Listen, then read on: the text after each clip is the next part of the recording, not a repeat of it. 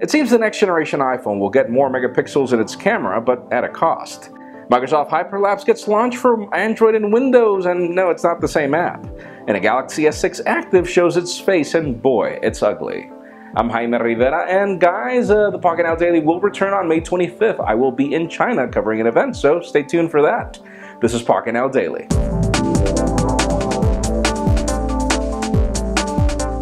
The official news today might disappoint some of you, as HTC has just announced the new J Butterfly for the Japanese market. And this is a polycarbonate HTC One M9 on steroids. You're getting the same Snapdragon 810, but then you get a Quad HD display, you get 3 gigs of RAM, a 20 megapixel duo shooter at the back with a 13 megapixel shooter at the front, and expandable storage, which just makes you wonder, what is the point of the One M9?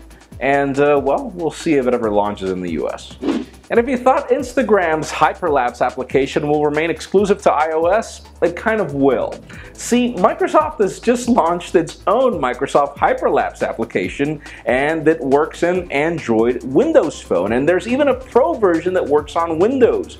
And it's pretty much the same concept. You can record time-lapse videos, and these are recorded in a very smooth way through algorithms and so many other things that this application does. It is extremely cool and worth it for you guys to give it a try. But we wonder whatever happened to the Instagram Hyperlapse application that is really awesome on iOS though.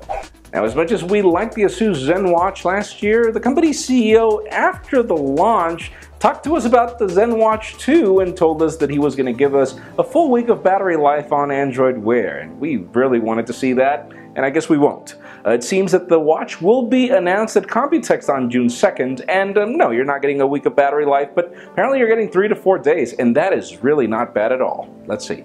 And for those of you that like the design of the Galaxy S6, stay there, because it seems it won't be worth it to consider its active variant, like the Galaxy S4 Active. We remember the S5 Active was horrible, and it seems that the S6 Active will be just as ugly. Up to the point where we really didn't cover these rumors of the leaks a few weeks ago, mainly because it looked so much like the Galaxy S5 Active that it was hard for us to say, yeah, this is a different phone, but it just came up on Samsung's database, so it does seem to be a real thing, and it does seem to be a very ugly thing as well.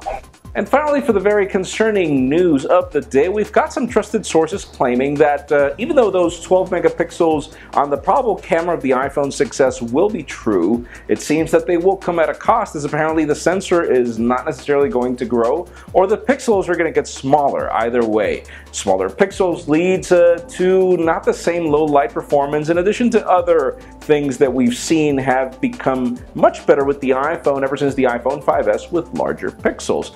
Obviously, that was the excuse to remain in that 8 megapixels, so we wonder exactly what Apple is planning here. Obviously, knowing Cupertino, they figured something out, but it does lead me to the question of the day. Whenever you're buying a smartphone, does the megapixel count of the camera matter? Because in my case, no, it doesn't really matter. If you give me gorgeous photos, I don't care if you've got an 8 megapixel shooter.